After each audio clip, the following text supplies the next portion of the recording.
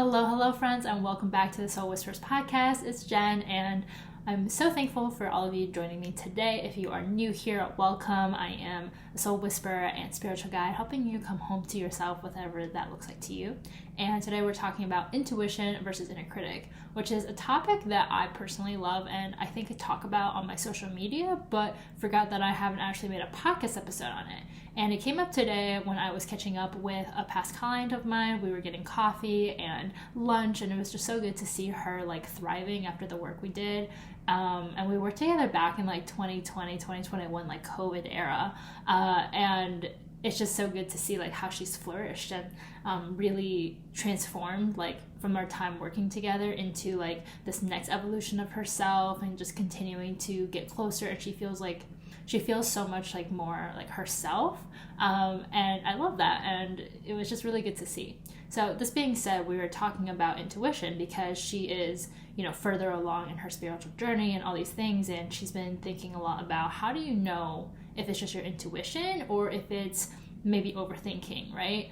And I was like, oh, that's a really great question. So the reason why intuition and inner critic are the two things that I think pit against each other is because our logical brain is always going to be the thing that gets in the way of us actually feeling our intuition. Intuition is fully about your own emotional intelligence, your spiritual connection with yourself, and it's about the trust and love that you have for yourself as well in order to make decisions. And when it gets in the way of that is all the logical thinking where we apply social constructs and logic and reasoning and what do other people think and what should I do and is this right or is this wrong, and well, I should want this but I don't want this, or I want this but I don't know if that makes sense, and what about the future, what about the logistics of things. Anytime that you're caught up in the logistics of things, anytime you're caught up in the thinking and it feels so front brain heavy, right? That's our prefrontal cortex, the decision making and all those things. When it feels so heavy in there, it's most likely not your intuition. For me, I discern it by being able to feel into it. So my inner critic is always going to be very loud, it's very demanding, it's often really rude, and it's oftentimes a mask. It's all these rude messages and criticisms and stuff and judgments and worries that aren't really my own, but it's wearing a mask of my face and my voice. So let's say you want to change careers, maybe even leave a relationship or create a new relationship. Any transition phase that you're in that feels like a major life choice for you, you are going to come across this intuition versus inner critic battle. Now, it doesn't have to be a battle. And what I want to remind you of is that prefrontal cortex, the thinking brain, the part of you that wants to stress, worry, plan, and all these things, those are all really helpful skills in order to navigate life transitions. You need to be able to have those parts of you because that is your human brain. It's looking for safety. It's looking to help you survive. Those are all really, really good things, okay? So don't demonize that. But where it becomes unhelpful is when you allow that to lead your decision making versus your intuition. Here's what I mean by that. So if you are thinking about moving to a new city, starting a new job, ending a relationship, getting into a relationship, how do you feel about it, right? Your intuition doesn't necessarily make sense. Actually very rarely makes sense. When I was following my intuition in starting my business, I remember thinking well, this doesn't really make sense. Did I just go to college and have my parents help me invest in me and this degree and all these things to not immediately make money, right? Not have that initial security. And everybody else around me is going and doing internships. They're, working quote real corporate job or whatever, and I'm that doesn't fulfill me. I know that doesn't fulfill me. I know that is not my purpose. I have found my purpose, but should I get experience first, right? These people who are also entrepreneurial spirits who want to create their own thing, well, they're going to go get that corporate experience first and get some money under their belts, some experience and network under their belt first, and then go off and do their own thing, right? Should I do that? That sounds smart. That sounds more secure, right? But my intuition was no, do your thing, follow your own path, stop comparing yourself to other people, and it was a very loving whisper of this is what you want. You're allowed to go for what you want. it's going to be scary, sure, but like you can do it, like go for it, do it, right? It's a very like loving, compassionate energy that comes from this feeling of everything's gonna be okay. Like, you're gonna be fine. You're gonna be able to figure it out. Like, it's okay. Versus the inner critic is like this very loud, overpowering, like, no, of course that's right. Like, what are you thinking? You're not gonna be safe, blah, blah, blah, blah, blah. How are you gonna feel? Like, all the judgment, all the, comparison and whatever. And it can be a really difficult position to be in. I can't like overemphasize this enough. It feels like ass. And when we talk about things like ascension, ascending your consciousness from the 3D to like above, right, where you're breaking out of the matrix, really becoming more of who you are and not letting constructs like prestige or status or, I don't know, things like marriage, and having a specific title, like a promotion, like when you don't let those things get in the way of what it is that you truly want, right? You stop letting things like imposter syndrome get in the way because, the promotion or like this title is not about you and your skills. It's just about like the company that you're at or like whatever they think that they need, right? You stop letting things like the construct of marriage get in the way because that is just like a very human specific type of celebration and like decision and like whatever, and you get to go more inward about like, well, what is it that you want and like where is your soul leading you? What is the journey that is trying to take you on so that you can fulfill your higher purpose, so that you can evolve and grow into who you're meant to be.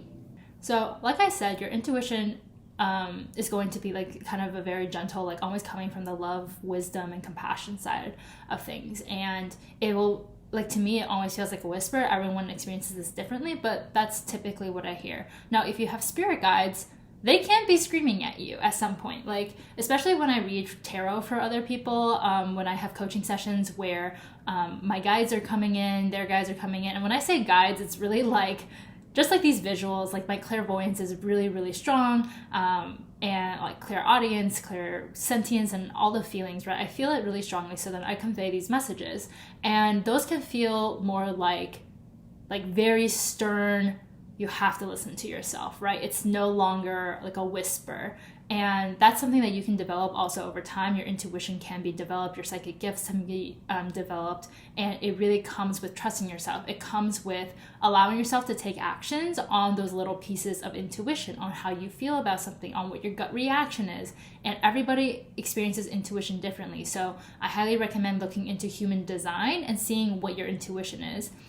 For example, for me, I'm an emotional intuitive, which means I need to give myself the time and the space to really feel all my feelings. I need to feel it all, stop thinking about it, and get into, well, how do I really feel about, this scenario versus this scenario, or this decision versus this decision.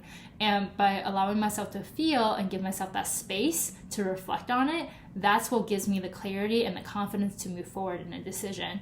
Versus some people, their intuition requires them to talk to a lot of different people, right? Get different perspectives, and that allows them to make the decisions. For me, like, I always talk to like my closest friends, my sister, on my decisions and stuff, because I know that helps me kind of talk about it and process it and just see for myself how I feel. But it's never really like changed by if someone has an opinion. And luckily for me, I have great friends. I have a great sibling. I have a lot of coach friends as well who know how to ask reflective questions to help me just mirror what is my energy, what is my thinking, instead of like giving me like their opinions or their advice. Like, I'm really lucky in that sense. But if you don't have that for yourself and you're an emotional intuitive like me, highly recommend giving yourself that space to hermit and to just be in your own energy, and see how you feel about things. Some other people, like my best friend and my sister, for example, they are like instinctual intuitives. They just always will tell me like to just go with your gut.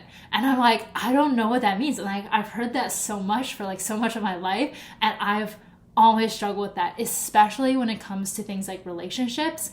It's always been like, it's never the thing that works for me. Like, listen to your gut. I'm like, I don't fucking know what that means. And also because for so long, my gut was not healed. Like, I had gut issues. I had IBS. I had like disordered eating habits. I had a bad relationship with food. So like even in that sense, like I didn't know how to intuitively eat, right? I didn't know how to listen to my body and respond to my body, give it what it wants. So like how could I even do that with my brain? Like my brain to gut connection was like also gone, right? Like it was all just muddled. I had very little trust in myself, and I had given myself very little opportunity to also make decisions for myself.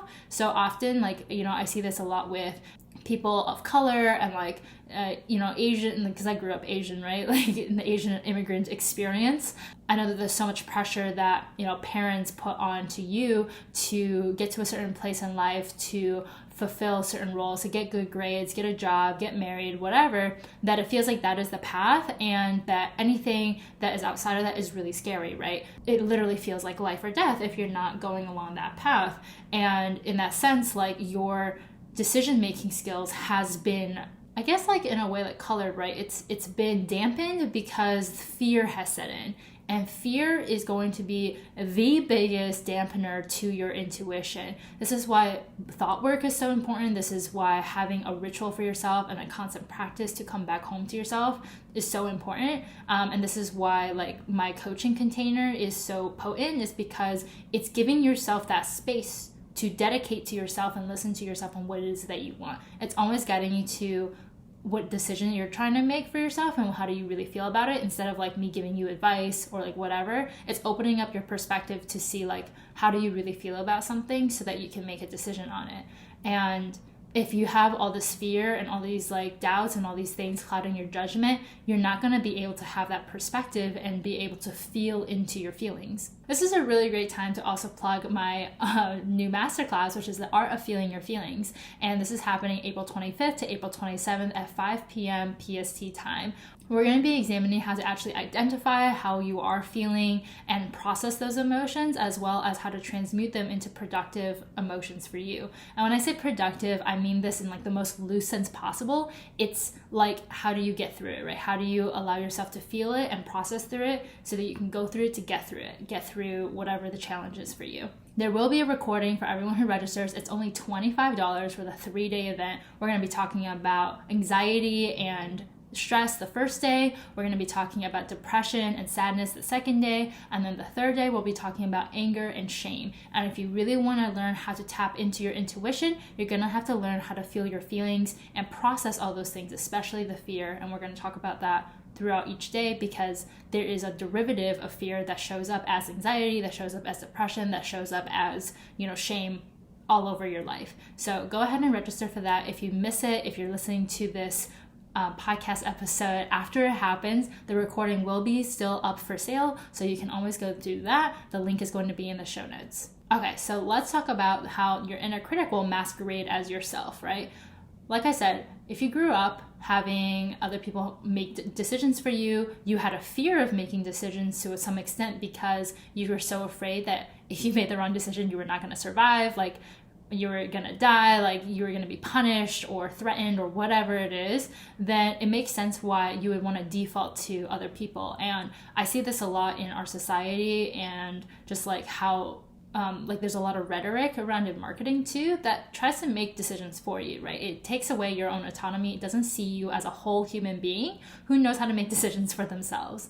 Now, this being said, obviously the fear sets in. And whenever you see things that are like, oh, sale ends today, or like there's this convincing energy of like, oh yeah, you should really do this, it's like this really great thing, it puts pressure on you to make decisions when you really don't need that pressure. And if you can learn how to take that pressure off of yourself, give yourself that space to know like, okay, you don't have to make this decision right now, things are gonna be okay, what's for you will not miss you, you know, the universe has your back. And if you really like let yourself sink into that, it's like letting yourself sink into kind of like a safety net or whatever. It's allowing that pressure to pass through you and being able to connect deeper into your intuition so that when you are ready, you can make that decision. So if you feel like you are judging yourself, if you're having all these overthinking thoughts, like what is this person thinking? What are all the like different ways that this can play out and everything like that? Just notice that that is your brain working properly to try to keep you safe, to give you the best outcome. But a lot of women struggle with this, like trying to optimize for the right decision, right? Like you want the best decision, you want to make the right decision, and you're spending all this time trying to think of the perfect thing. Just think about like when you go on a date, right? This whole classic cliche, oh my God, what am I gonna wear? And like trying on 100 different like outfits, and you know, what's gonna make them like me? What should I say? Blah, blah, blah, blah, right? It's like this optimization to try to get the result that you want, which is for the other person to like you back, right? Or it's actually to optimize yourself to avoid a certain feeling, which is like avoiding embarrassment or avoiding rejection and whatever, right? And that's why you overthink so much. Now with men, it's kind of like hustle energy. And I was talking to a friend about this. She was saying how the men's like hustle culture is kind of like the women's optimization culture. And I fully see that. I agree with it. I also think that like everyone experiences both of them. So it's just noticing for you, like what is your favorite flavor of anxiety? What is your favorite flavor of like overwhelm? And if it's the hustle of like do, like maybe, you know, you want to go through like 50 dates and like as quickly as possible because you just want to get through it and try to see like what works. Notice that as well for you. And again, coming back to what is it that you really want? Who are you? What are your values? And how are you going to align yourself with that?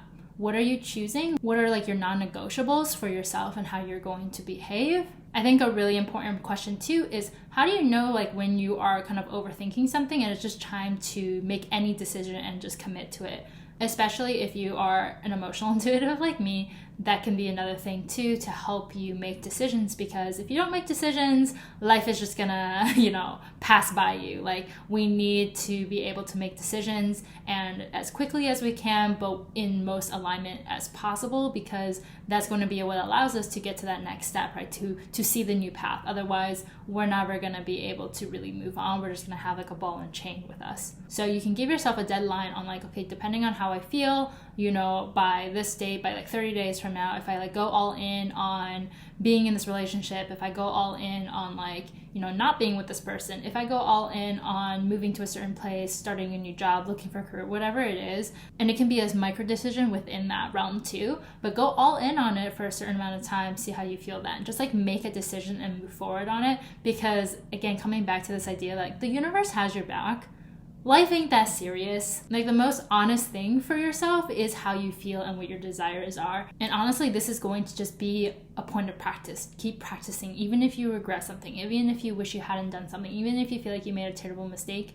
Very little things are actually that permanent. And that's something I'm reminding myself too as I go through life transitions, is that there's nothing that's really permanent. And also the point of things is to not be permanent. The point of life and for us growing and evolving is to grow and evolve, is to see this next evolution of ourselves, to see what we're made of, to expand ourselves. And if we can't allow ourselves to let go of this need for control or the need to know like how things are going to turn out, to have evidence right now that things are going to work, instead of allowing ourselves the time and space to grow into our decisions, to have that trust for ourselves and see evidence, then we're never going to make decisions, because we can't leave the safety of the nest. We can't leave the safety of like what we do know.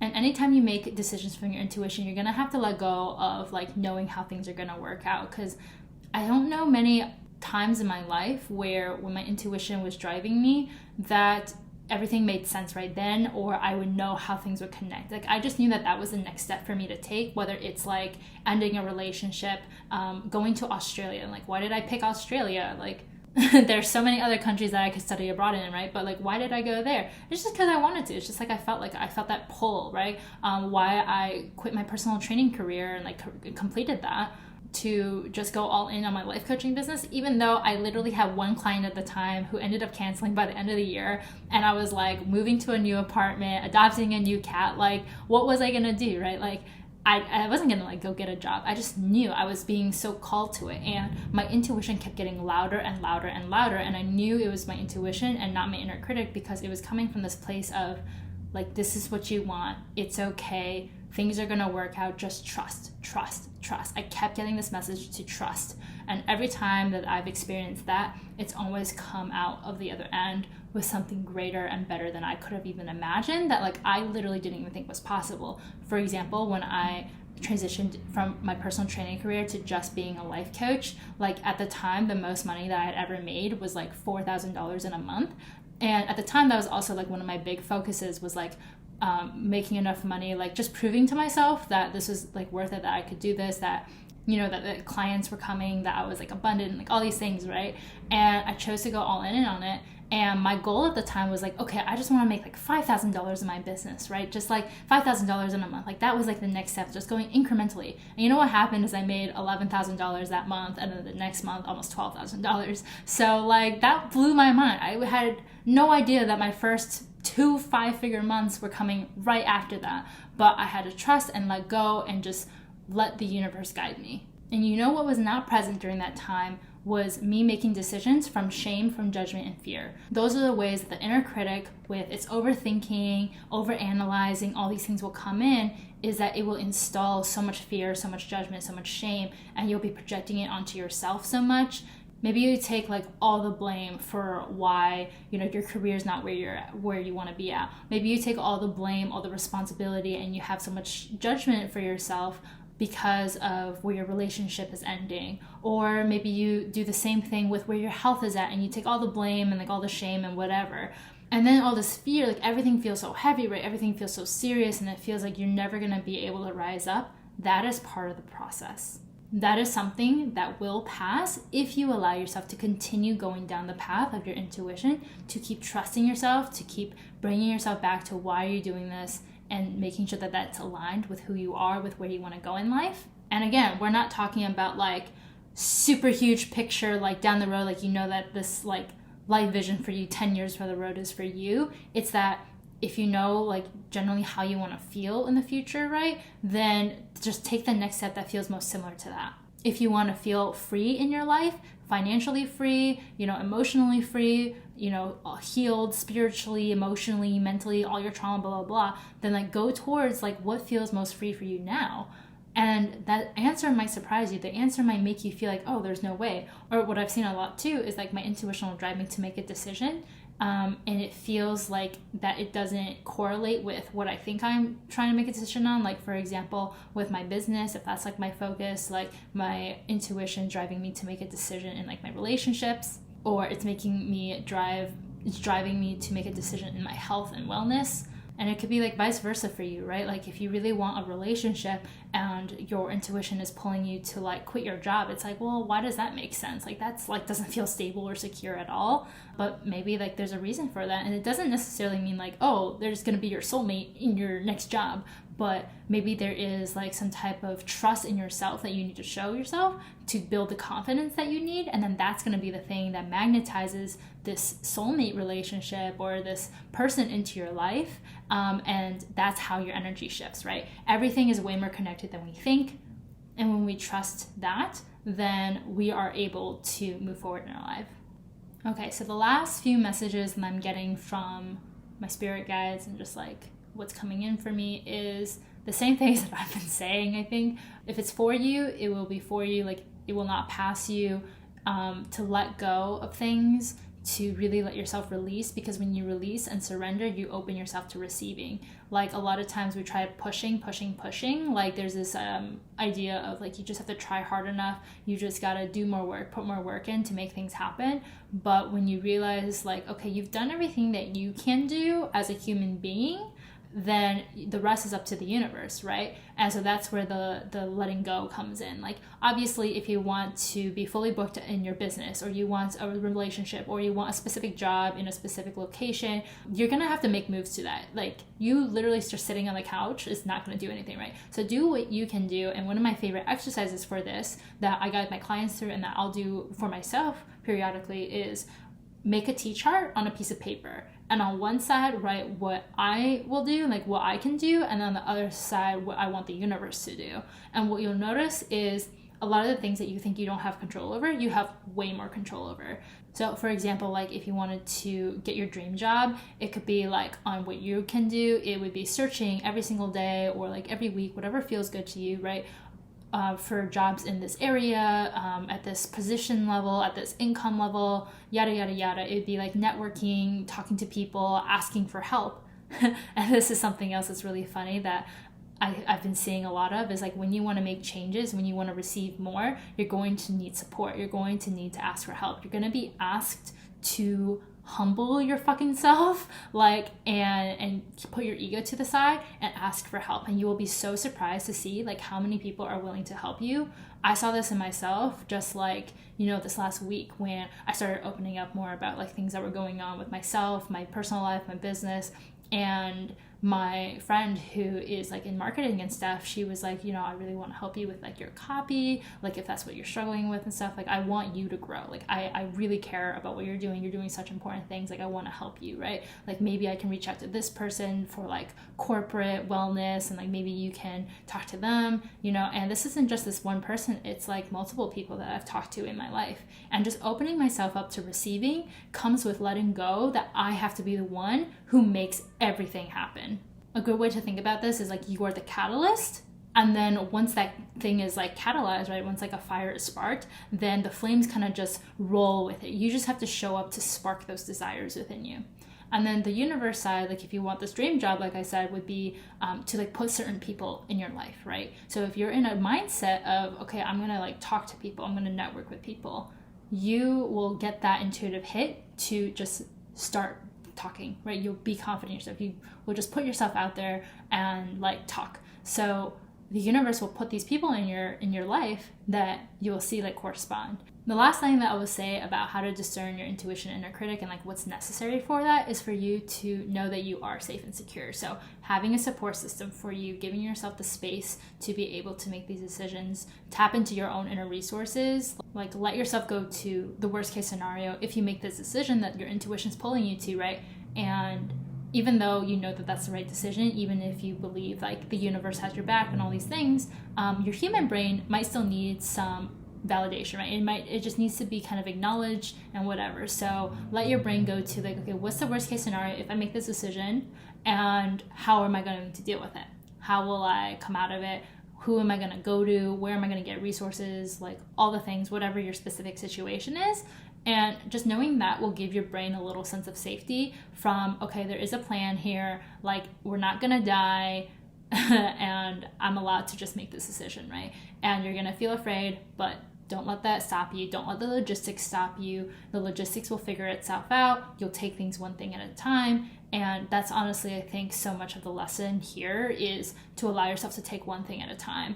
I see a lot of people get stuck in fear and in doubt and not live their life purpose, not do what they really want to do, not be able to create the freedom they want to create because they're so stuck in, I need to see the whole path, I need to see the whole road, I need to feel good about every single decision at every single moment in time after I make this decision in order to feel the confidence that I need to go do it, right? To have the courage to go do it. But you wouldn't need courage, you wouldn't need bravery if you didn't feel fear. So just know that the fear is not a problem. It doesn't mean that you're doing something wrong. It doesn't mean that you're making the wrong decision for yourself. It just means that you're a human being, and it means that you are going in the direction of growth, of expansion, and you're allowing yourself to show how strong you really are. You're up leveling in that way, and you're also going to be able to receive, strength as well.